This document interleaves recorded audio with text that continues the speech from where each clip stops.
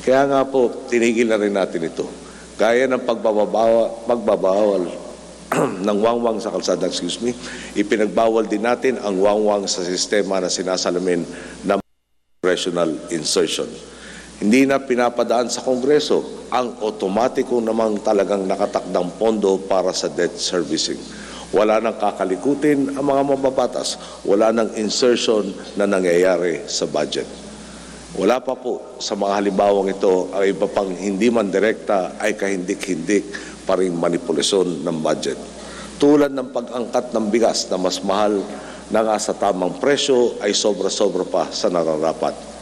Nakakabigla pa po ang utang ng National Food Authority na mahigit 12 billion pesos mula pa sa panahon ni Ginoong Marcos hanggang sa Administrasyong Estrada ay lumobo sa 177 billion pesos sa loob ng kanilang panunungkulan.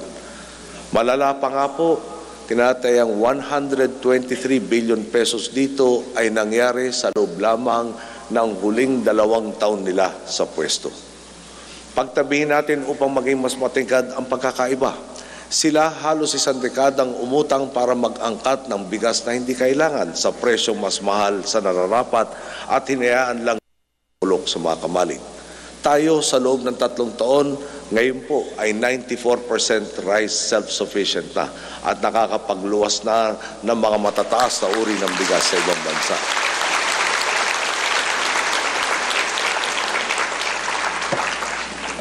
Bigas, congressional insertions, Malampaya Fund, reenactment ng pambansang budget. Inalam po yan sa mga mekanismong ginamit ng nakaraang administrasyon upang ikasangkapan ang kaban ng bayan, hindi para sa ikabubuti ng Pilipino, kundi para siguruhin ang mga nasa kapangyarihan ay manatili sa kapangyarihan at lalo pang makakapagpayaman. Sa 4 na mekanismong ito pa lang, ang pondo naging diskresyonaryo at maaaring ginamit para pagtibayin ang sistemang padrino, tinatayang 836 billion pesos. Pasakali pa lang po ito. Wala pa ang ibang mga questionabling pagkalikot sa budget at iba pa nilang burloloy projects. Hindi pa po natin nahahalongkat lahat. Pero ngayon pa lang sa inisyal na pagtingin, mukhang lumampas pa ito sa 1 trilyong piso. Pagtabihin po natin, ang average budget sa halos 10 taon nilang pamamahala nasa 1 trilyon kada taon. Hindi po ba kasuklas-suklam ito na maaaring katumbas na isang buong budget o lumampas pa ay napunta sa kamay nila para gamitin kung saan nila gusto? Hindi pa po tayo tapos sa paghahanap ng sagot. Sino ang gumawa? Ano mismo ang ginawa? Saan dinala ang pera? Sino ang nakinabang? Sino ang tunay na may kasalanan? Hindi natin ito pwedeng idaan sa tsamba o haka-haka. Diretso ang pagkalap natin ng ebidensya. Sa kabila ng mga patibong, tulad na nangyari sa DPWH lang po. Halimbawa, kulang-kulang ang ebidensya. Dahil marami sa pondo diniretso sa mga regional at district office at hindi naman binigyan ang central office ng kopya. Nakaligtaan lang po kaya ito o sinadya upang pahirapan tayong mahanap ang katotohanan? Ulitin po natin, hindi bababa sa 836 billion pesos at maaaring lagpas pa sa 1 trillion pesos. Gaano kalaki kaya ang nawala, ang ninakaw, ang pinaglaruan, ang ginamit upang manatili sa kapangyarihan?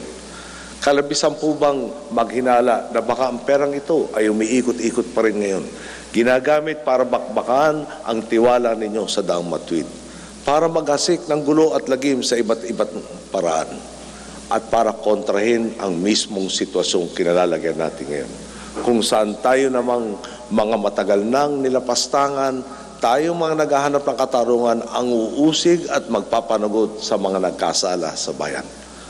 Kalabisan po bang isipin na baka bahagi ng perang napasa kamay nila para ilaan kung saan nila makursunadahan ay tinututok ngayon upang pagtangkaang ibalik tayo sa dating kalakaran? Ang malinaw po, kung tayo'y magpapatalo sa takot o kaba, kung aatras tayo dahil sa agam-agam na sila rin lang naman ang nagpupunla, kung lilihis tayo dahil lang mahirap at puno ng balakid itong tuwid na daan, talaga pong para na nating tinalikuran ang tungkulin ating sinumpaan. Kaya nga po, patuloy pa rin tayo sa reforma. Gaano mang kaingay ang mga kalaban at gaano mang kahirap tanggalin ang mga ugat ng katiwaliang nakabaon na sa sistema.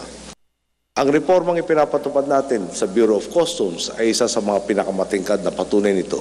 Mantakin po ninyo, tinatayang umaabot sa 200 bilyong piso ang nawawala sa kaban ng bayan taon-taon dahil sa transaksyonalismo, palakasan at lantarang pandarambong ng matagal nang umiiral sa customs.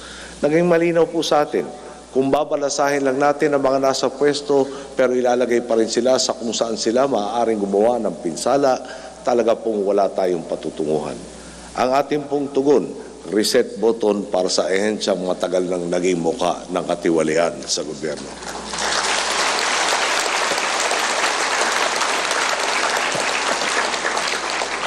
Limang bago Deputy Commissioner po ang ating itinalaga. 2 EO para maipasok ang bagong dugo para sa bagong mga pananaw at pamamaraan. Inaatas din ang pag-uwi sa tamang posisyon ng mga nakadetail na empleyado. Wala nang security guard na ginawang collecting officer o warehouse man na examiner. Hindi na pwedeng nasa pwesto ka dahil sa palakasan at hindi sa kakayahan. Kaya kung may natitira pa rin mga latak na nais kumapit sa lumang, sige po, subukan na lang po ninyo at tingnan natin ang inyong paglalagyan. Gusto ko rin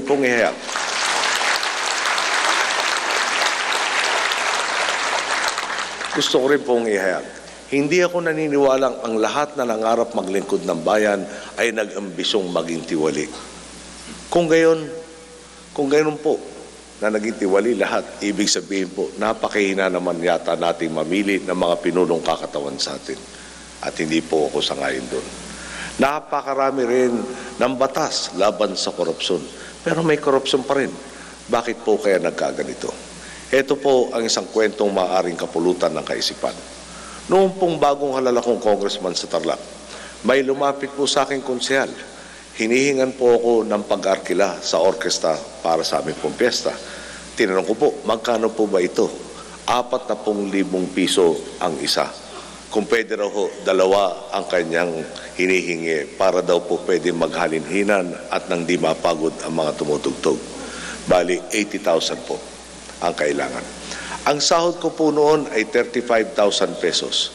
Sinabi ko po agad, hindi kaya ng sweldo yung hinihiling mo.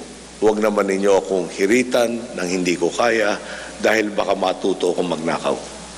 Swerte na nga lang po na ang pagbibigay ng orkestra ay hindi naging batayan ng aming mga kababayan upang manatili ako sa pwesto. At hindi na po ako nilapitan ng konsel na yun ulit. Hitik po sa ganitong sitwasyon ang buhay ng inyong mga hinalal na kinatawan. May mag-umang ng palad, may manghihingi, at dahil ayaw mapahiya ng pinuno ay papaunlakan nito. Nasa isip niya, baka pagmulan pa ito ng tampo o sama ng loob. Gagawan ko na lang ng paraan. Maliit na bagay lang naman. Ngunit ang maraming maliliit na bagay kapag naipon at nagkumpul ay baka lampas-lampas na rin sa kayang ibigay ng inyong pong mga kinatawan. At sa paggawa niya ng paraan, sa dulo ay ipapahamak din niya ang dapat niyang paglingkuran. Kaya nga po, ang panawagan ko para maiwasan ito. Maging reasonable naman sana tayo sa mga idinudulog sa ating mga pinipiling mga opisyales. Alamin po natin ang tungkuling dapat nilang gampanan at kung ano ang makatarungan naman tayo na mismo ang pumasan. At kung kaya natin tulungan ang mamamayan, bakit naman ipagdadamot? Hindi po ba? Pero pinipilit na po nating tibagin ang sitwasyong pinagmumulan ng tukso. Wala nang medical mission. Doon na tayo sa mas kontroladong sistema ng ospital. Nalalagay ang pondo sa tamang pasyente ang panahon. Totoong mga scholar na makakagraduate at magkakaroon ng maayos na trabaho. Kalsadang may saysay, totoong infrastrukturang mapapakinabangan ng tao at hindi monumento lang ng kung kani-kanino.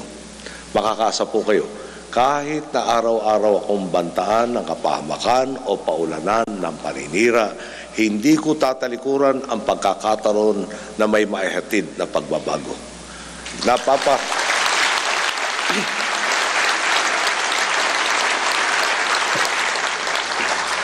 Napapailing na nga lang po ako dahil isipin ninyo, tinanggal ko ang pagkakataon para mangulimbat. Ginawa ko ito ng kusa lang namilit at ayon sa aking mandato. Naghigpit tayo sa gastos, itinigil natin ang reenactment, ang insertion, ang maling paggamit sa lump sum funds, sa Malampaya Fund, pati na ang sobra-sobrang pag-aangkat ng bigas. Lahat ng kakayahan ko para makakuha ng ipamumudmud, binawasan ko ng binawasan. Sa kabila nito, tinawag pa po akong pork barrel king. Kayo na po ang humusga kung paano tumatakbo ang sentido ng mga nagsasabi nito na napakahilig sa pork. Pinasok ko naman po ang trabahong ito ng mulat na talagang may gagawa ng paraan para idiskaril ang pagbabago. Hindi rin po nagkukulang ang mga ulat ng panganib dahil sa mga kinakabangga natin. Malamang hindi ito magtatapos pagbaba ko sa pwesto at lalo pang magiging mapanganib hindi ang ating buhay, pati na rin ang ating karangalan. Hindi po ito kabigla-bigla dahil alam ko, niyayanig ko ang racket ng ilang tao. Hindi rin naman po ako si Superman. Pwede akong tabla ng bala, ng lason o ng saksak. Pero tumawid tayo sa landas na to. Pumili na tayo. Pwede tayong magpatalo sa takot o lumaban para sa tama. Pwede tayong magbulag-bulagan o ipatupad ang atas ng aking mga boss. Gagawin po natin ang tama. Wala po tayo pinepersonal. At sa mga naapektuhan na hindi dapat nadamay, sa mga anak ng tiwali na wala namang sala, o sa iba pang nasabit ng wala namang malay, humihingi po ako ng paumanhin sa kanila. Hindi po yun ang aking pakay.